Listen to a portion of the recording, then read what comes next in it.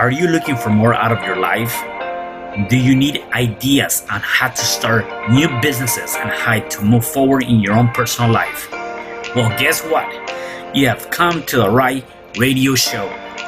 At You Can Overcome Anything podcast show, you will learn and hear from many people from all walks of life who are sharing their challenges, their stories, the habits, and the mind shifts they had to overcome to become who they are today.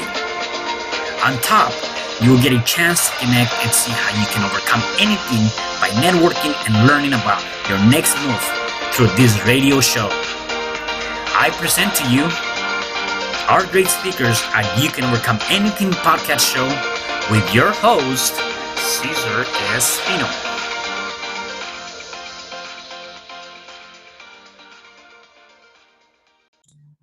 Hello there and welcome back. It is your host, Cesar Espino. You can find me at www.CesarRespino.com and welcome to another episode of You Can Overcome Anything podcast show. Today I have a special guest. Her name is Courtenay Turner. Hey, Courtenay, how are you? I'm well, thank you. Great, awesome. Before I get started, let me just give our viewers and listeners a little bit of your background, okay? So Courtenay was born with congenital rubella syndrome. Her mom was told that the best she could do was to find an institution for Courtenay to spend her life. Now she's passionate about the ability of movement to heal and helping others develop resilience in the face of adversity. That's amazing. So for the people that don't know, what is congenital rubella syndrome? I cannot even pronounce that. Yes, congenital rubella syndrome. So congenital means that it's with birth. So my mom had the German measles, rubella. So some people may be familiar with the MMR vaccine. The R stands for rubella, which is the German measles. My mom had the German measles during the first trimester of pregnancy, which often renders the children with several complications. A lot of them don't fare very well. Many don't survive. So all things considered, I was very, very lucky. Yeah, definitely. However, there were several complications, as you had mentioned. They told mom the best she could hope was to find an institution for me. Some of the complications included, I'm blind in one eye. I was born with a cataract in one of my eyes. I have a bilateral hearing impairment. It's very significant, but we didn't know until I was almost 6 years old. I learned how to speak by reading lips. So when I was almost 6, we got hearing aids, which I wear in both ears bilaterally. Gotcha. Tremendous help for me. Yeah. But I do still depend quite a bit on reading lips. So, now with the math, it's very challenging for me. Yeah, definitely. I was born with hypotonia. So that's a condition where the muscles don't develop. So I was born with hypotonic limbs. I had heart surgery when I was a year-old. Some of the other things were asymmetrical bone development. I was missing 10 teeth. I had fine and graphic motor impairment. So it was definitely a lot of challenges. Yeah, and definitely. And one thing that I can, maybe I want to get your input on this is that definitely growing up was not easy, right? There was a lot of challenges that you have to overcome growing up. And so would you say to you that as you were growing up, did you feel like you were different than anybody else? Or how was that, besides going through all these different things, internally, from a mental perspective, how was that, either affecting you or not? So that's a really great question. And I think my answer is probably a little bit different than what some people might expect. From a very young age, I had my mom and my grandfather were very, very supportive and very much instilled this, you can do whatever you put your mind to kind of attitude in me. And I was a very determined, self-motivated type of personality. And I was also actually very social, very outgoing. So I didn't, as a very young kid, and, psychology talks about this, how, we get socialized, right? So a lot of times we don't know necessarily how different we are until we've had enough socialization to understand what the rest of the world is like and how we differ from them. So from a very young age, in fact, The Little Engine That Could was one of my favorite books. And that was really just how I went about life. You know, I think I can. Whatever I wanted to do, I thought I could. And so I went for it. And as I got a little bit older, right around, that age when you start to define your personality, around 7, I would say, is when I started to, and I also entered different school. So I started to really have much more of a sense of, other kids didn't feel like I was like them. And so I had much more difficulty, assimilating into the groups, and which was very difficult for me because I had been very social. I had a big group of friends in my preschool, in my nursery school. And that became very challenging. The kids can be really mean, Yeah, and definitely. I mean, I had somebody else on the show a couple of weeks back. They were talking about, exactly that, like the bullying that happens in school. And then not only that, even now as adults, that also happens a lot, and we just don't see it, right?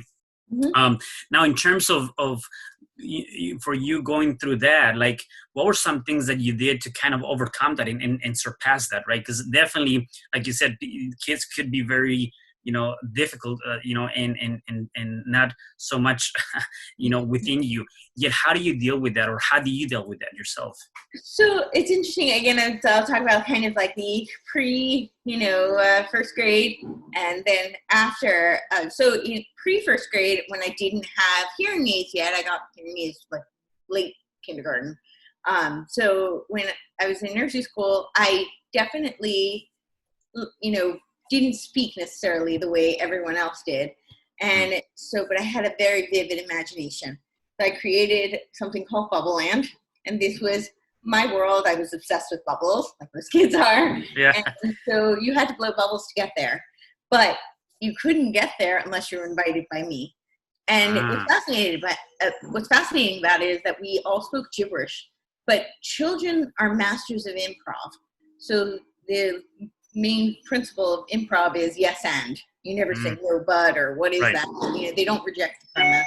And so everybody just went along with it. And what was so fascinating was that we all understood each other. So I kind of, if I wasn't necessarily readily accepted into their world, I invited them into mine. And that was my coping strategy. When I transitioned into first grade, and it was definitely a new environment, and it was more challenging to make friends.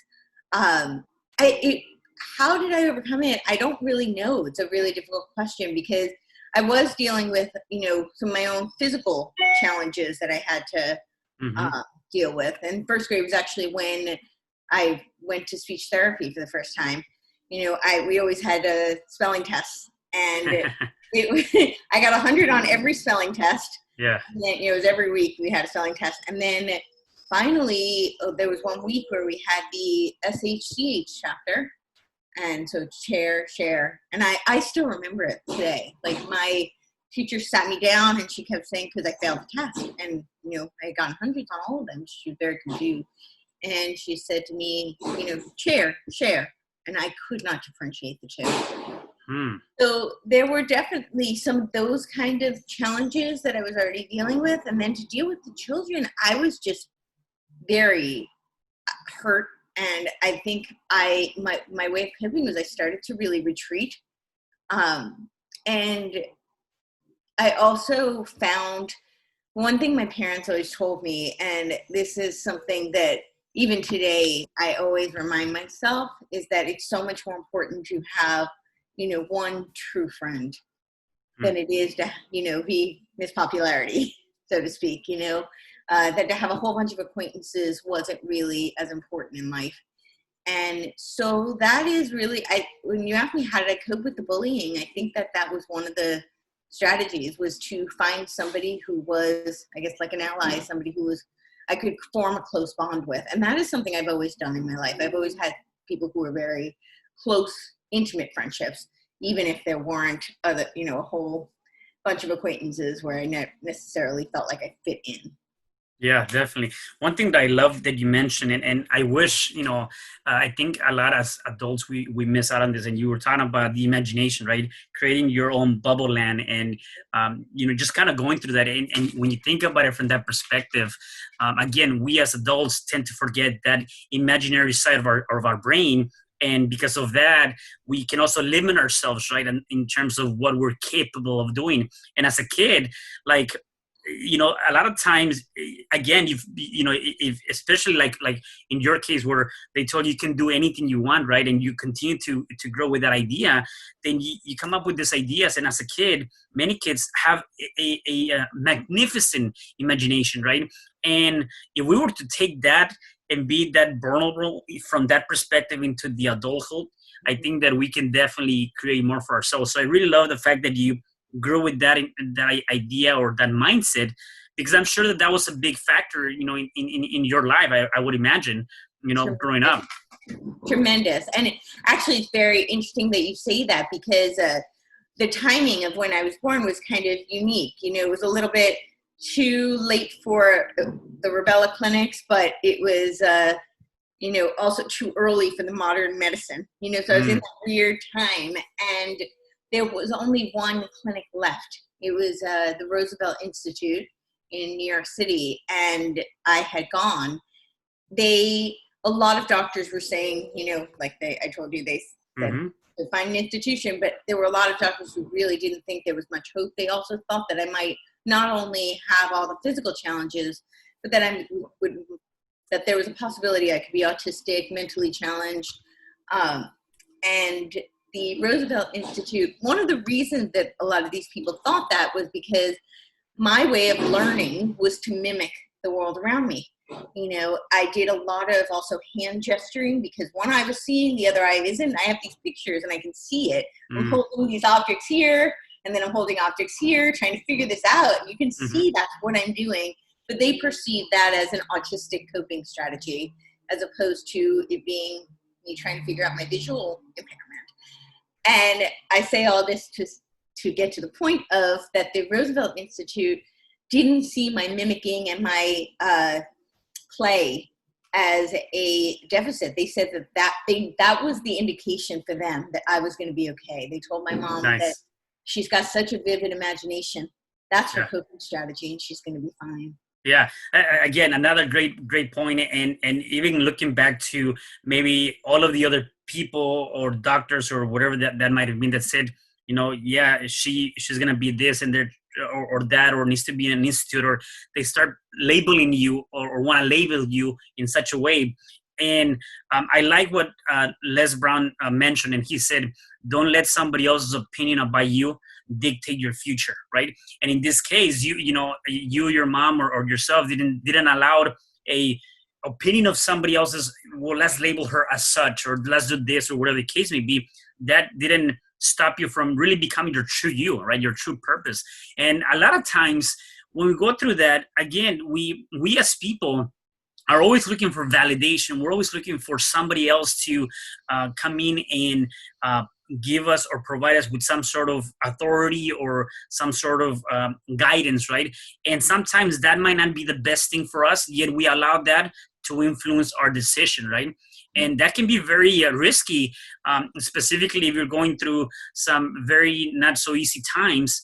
That, if you allow that to happen, it can really handicap you for the rest of your life. And I'm glad that that was not the case with you, where your artistic side of it, your imagination got you through a lot of the things you were going through in life. Absolutely. Now, in terms of high school and even maybe going to college, if you went to college, what was your idea? Like, what going through all of this in your life, like, what were you thinking about? Like, I want to be this person, or I want to grow up and be in this proficiency or in this industry. Did you have anything in mind? So, yeah, then it was probably very different than where I am now. Yeah. And maybe not. I've actually done a lot of thinking about this recently, because I actually don't think it is all that far off. It's just less traditional. So as a very little child, I was fascinated by astronomy. I wanted to be an astronaut, actually. My dad Nice. told me I wasn't tall enough, um, which I actually don't think is true. I think that they prefer smaller for the, Yeah, for the ships or for whatever. Yeah. so that plan didn't work out. But I, as I, went through high school and college, my mom had gone back to school to become a psychologist when I was very young. Around 6, she started to think about it, and we actually had a whole conversation about it. I remember it like it was yesterday. And because I had spent so much time with her, being in and out of hospitals for surgery and whatnot, we were very, very close.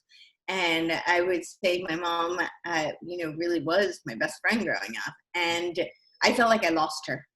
So when she started to go back to school, I started to study a lot of her material so that I'd have an excuse to talk to her.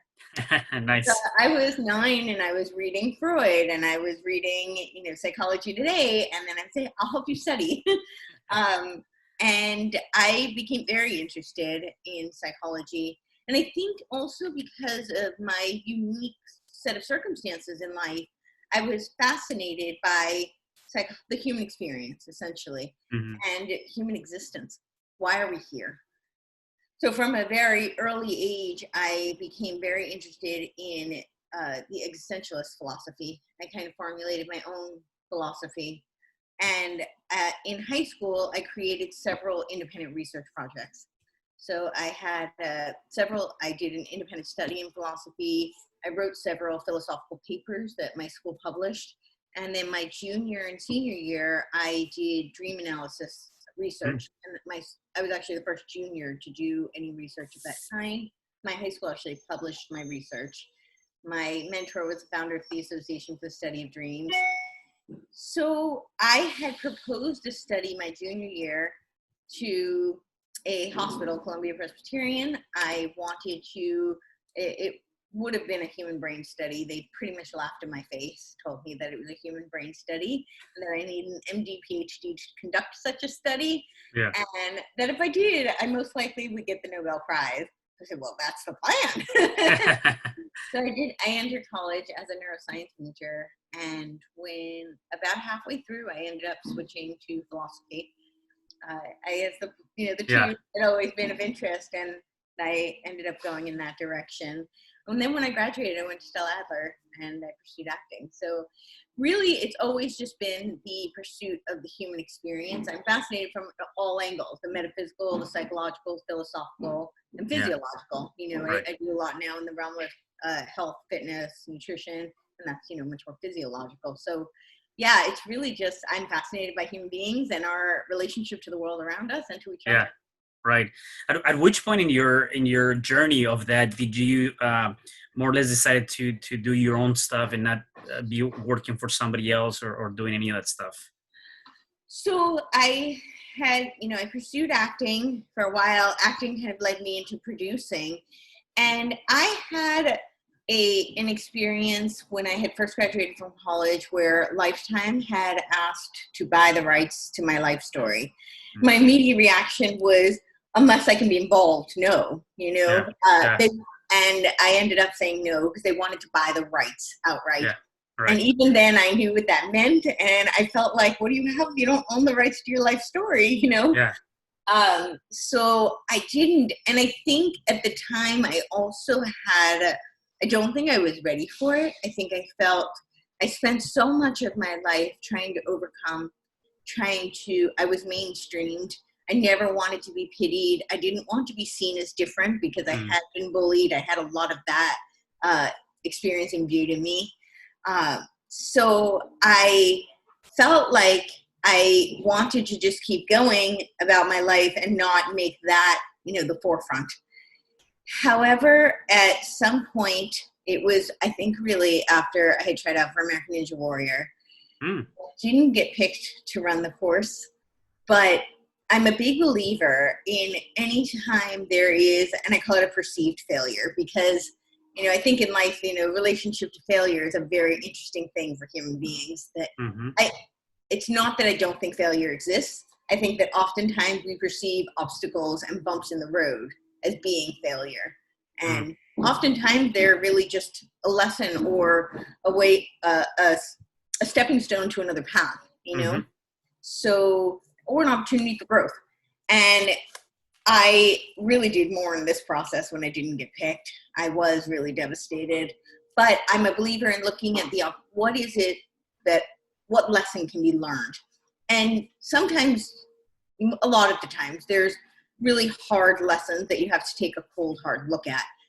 However, as much as I think that those are really valuable, I also think it's really important to find something positive you can take with you, because that's going to instill hope. That's going to help you move forward. So I did. I had to look at this and what am I going to learn from it? And the big takeaway was how inspired people were. And because I live my life every day, I don't find me all that inspiring. You know, I'm a little too close to the subject matter. So I started to think about all the athletes with disabilities who I find so inspiring. And that was really where I came up with the premise of my show, WIM, What is Movement? I had initially thought it would be a great vehicle for athletes with disabilities to inspire the world and how rewarding and validating it would be for them. But the more I started to talk to them, the more I realized they don't move in spite of, like you would think. They move because of. And I realized that's my premise. Is movement is healing for all human beings. And so I came up with my quote is, all human beings are designed to move. The ways in which we do are our unique creative expression. So all this to say that I feel very strongly that we all have our unique path.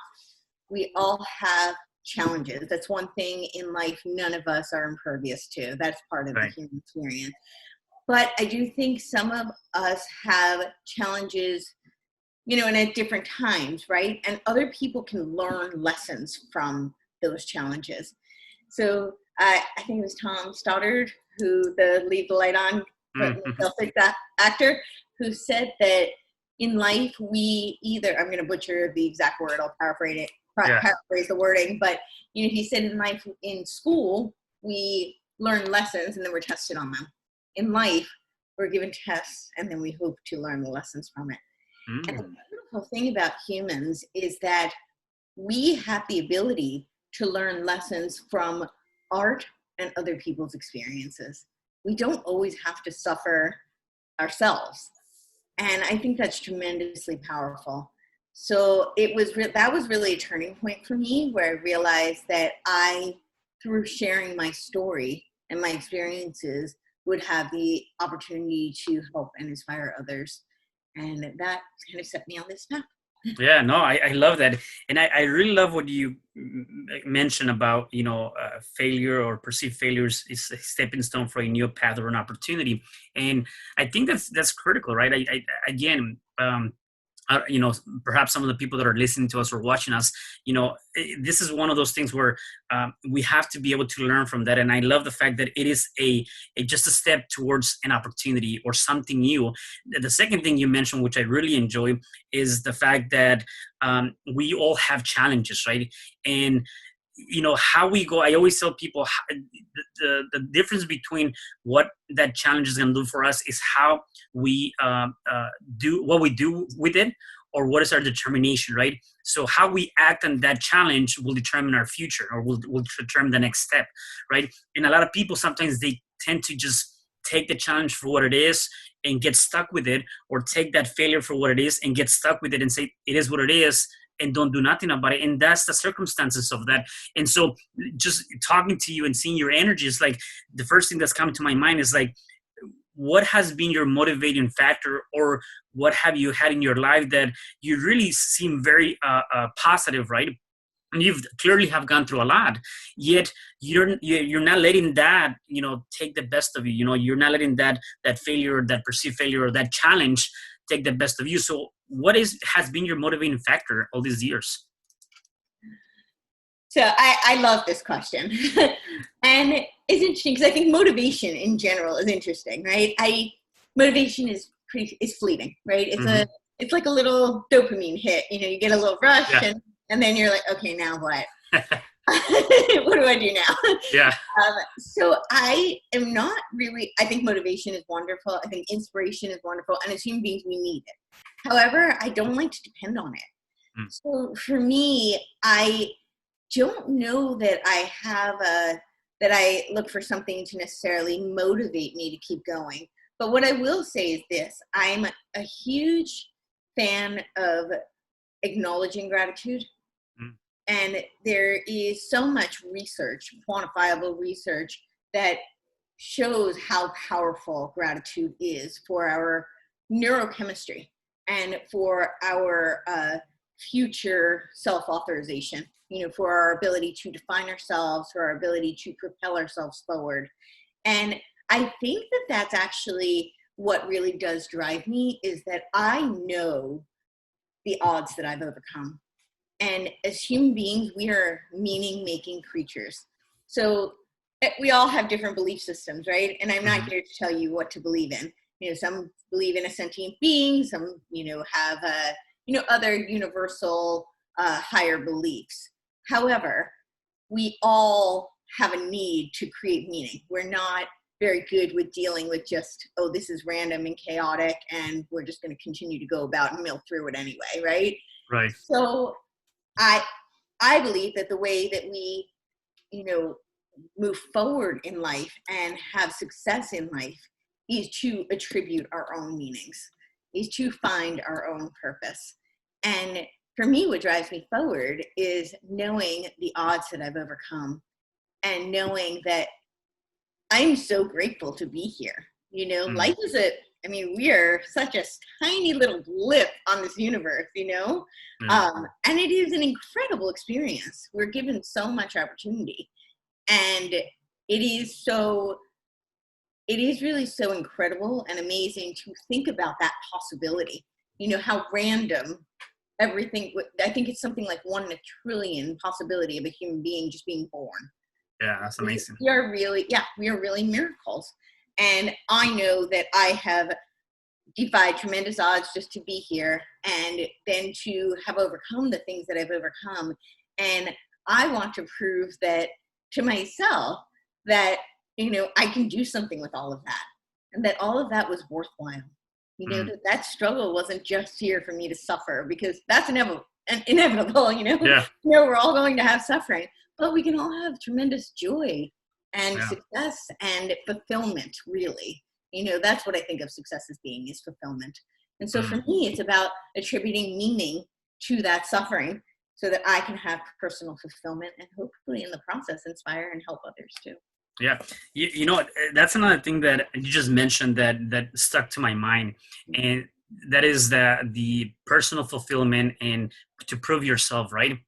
Sometimes I see this a lot with people, that they forget about ourselves or oneself, and then they are more focused on proving to somebody else or fulfilling somebody else's needs, and then they forget about doing that to their own body or mind, right? And that could be very tricky, and it could also be not very well perceived in your own life, right? And you've seen it in so many different cases, like people that are making other people very happy, or people that are doing all these things for other people, yet in their own bubble or in their own life, they're going through some major challenges, right? And I like the fact that you mentioned that, because I think it's important to take note that one thing that I always say is make sure that the above and beyond anything, the person you have to prove to and the person that you have to answer to is that person that you see in the morning or in the night when you go to sleep in the mirror, which is yourself, right? And when we understand that, you actually have more that you can give to other people. It's like when you go on a plane, right? The first thing they tell you when the oxygen mask comes down is put that mask on yourself, because when you do that, you get consciousness, you understand, what's surrounding yourself. Now you can help out more people. If you do it the other way around, where you might help 1 or 2 people, or maybe not even anyone, because you lost the oxygen, you didn't put your mask on, you might not even help anyone, right? And so I think that's critical to take note. Is very, very important to have that. So. I agree 100%. And I think, there's as human beings, we tend to like to do black and white thinking, right? Right. So people are like, oh, well, what everybody else thinks is so important, or, oh, don't worry at all about what other people think. And I think the truth lies somewhere in between, right? Because we're social creatures. So obviously you're not going to go through life completely disregarding the opinions of others. Right. That's just not realistic. And I don't know that would be healthy either. However, just like the oxygen mask analogy, you need to consider yourself first, because what is going to be fulfilling for you might not be the same as, the advice that others want to put onto you. And even people who love and care about you, they might have an idea of what's going to be good for you that isn't the same as what is important to you. So I think it is really important for us to take a look at ourselves first, to figure out what is who we are and who do we want to be, most importantly. And that is derived from who we've been. So yeah. And you talked about gratitude. Besides gratitude, are there any other things that you do on a day-to-day basis to put you in a positive state of mind? Absolutely. So movement is really huge for me. Okay. I would like to say I'm a really great meditator. I absolutely believe in the power of meditation. There's no shortage of research and evidence to support it, but I'm not great with stillness. However, moving meditation. So I feel like for me, I love going for long walks, and that's actually very meditative for me. There's yoga type things that I do that are meditative for me. That's moving meditation. And really just getting in it's different day to day. I'm a big believer of checking in with your body again, like, listening to yourself. And I'm not always motivated to do it. I was having this conversation yesterday with some clients actually, and they're like, how do you always stay motivated? And I don't. There are days I'm like, I don't feel like working out at all. I'm tired. Yeah. I'm just not feeling it. But I know what it does, not just for me physically, but mentally. The thing about movement is it's so concrete. And in life, we're up against so many challenges and things are so abstract. The world is full of chaos, really. And it is a way that we can prove to ourselves, it's empowering. We can prove to ourselves, I did something hard today. I did something maybe I didn't feel like doing today. And after that, I think it becomes easier to take on other challenges for the day. So that's one of the things that's really big for me. Gratitude, movement, and then that support is really important. So, we've covered, internal support, but it's also really important to have support outside of you. And this is something I talk about in my framework a lot, is that a lot of times we have those support networks already built into our life and we don't recognize them. We don't take advantage of them. But sometimes they're not there, or they're only there in certain areas of our life. And we need to go and seek them out in other areas so that we can, because we have lots of negative stuff going on inside. That's part of being human. You don't even have to look for that. It's already here, right? Like the negative is right. I mean, you don't have to work for it. So sometimes we need to, take a little outside perspective, and we need those people in our lives who are going to be supportive and remind us, hey, you're kind of in this negative echo chamber, let's take a little step outside, and they can give you the perspective. So yeah, no, definitely. I want to talk a little bit about your program, or how you're helping other people develop that resilience life and face adversity, right? Can you talk more about that? What do you do with people? Yeah, so I have a framework that I go through, and I kind of have gone through a little bit with you. And I really like I do, I go, certainly, like, I have coaching that I work with people, but I also do speeches where I outline this stuff. And I don't always have the opportunity to, but when I do, I love to be able to perform aerial acrobatics along with the speech. And my reason for that is because I feel like it's such a great juxtaposition to look at what is possible when people said it wasn't, and it also encompasses a very key part of my message, which is the unique creative expression. I think as human beings, one of our intrinsic factors is that we are creative beings. And we're creative beings in so many different facets. We're creative in the fact that we create offspring and in our our way that we create physical things, we create art, we problem solve. And this is a huge part of what differentiates us both from other individuals and from other species. And so, yeah, I talk about how movement is a metaphor for life. And I touched a little bit on this just now with that it's very concrete. So a lot of people think of me as an athlete. I'm a CrossFit coach. I do aerial acrobatics. And well, all of that's true. And I love my physical training. For me, it's much more about the philosophical component of it. And what are the lessons that we can learn from movement? And so that is one of the things that I go through with people and I talk about in my speeches, because I think it's just such a great tool that almost everybody can use. It's something that no matter where you're at, if you can only if walking around the block is a challenge for you, you start there. You're going to learn a lot of lessons pushing yourself to get to the end of that block. And then what happens next week when you try and walk 2 blocks? Right? And I use this as a really simple example, but for some people that is going to be a challenge. And it's how you face those challenges that they're a great mirror to show you how you're showing up in life and how you're handling challenges in life. So yeah, I do it through my coaching platform, which I have I call it the framework for building resiliency using movement mindset to overcome adversity. And I go through that in my speeches as well. Nice, that's awesome. So you also do a lot of do you do a lot of like public speaking? Or yeah, that was before. Well, that's part of before this. Yeah, definitely. No, I love that. I have a couple of more questions for you before I let you go. One of them is, if people wanted to find more about you, connect with you, where can they do that? Yes. So I would say the social media platforms are a really great place to connect with me. At Kinetic Courts on Instagram, at Courtenay Turner on Facebook, at Courtenay Turner on LinkedIn, and I'm on Twitter as well. Nice. Awesome. And I would think that the Instagram is probably the best place. The best one.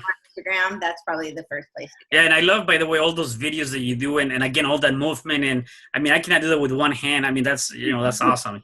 I gotta figure that out. So, and then one thing that people might be going through, right? And you obviously have gone through a lot of different things through your life and have been able to overcome those things, right?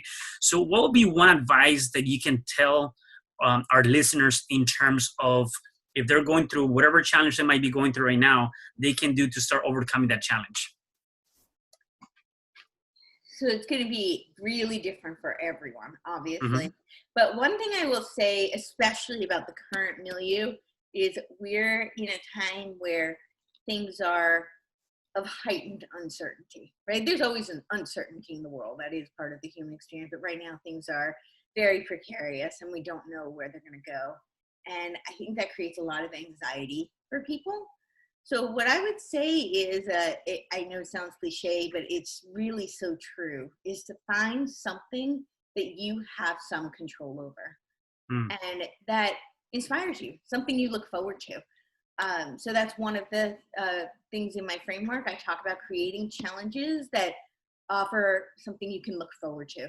There's a really interesting statistic, and I don't remember the exact number, but it said that having just one, wanting to know what's going to happen on a television show next week is enough to save somebody from committing suicide. That's so profound.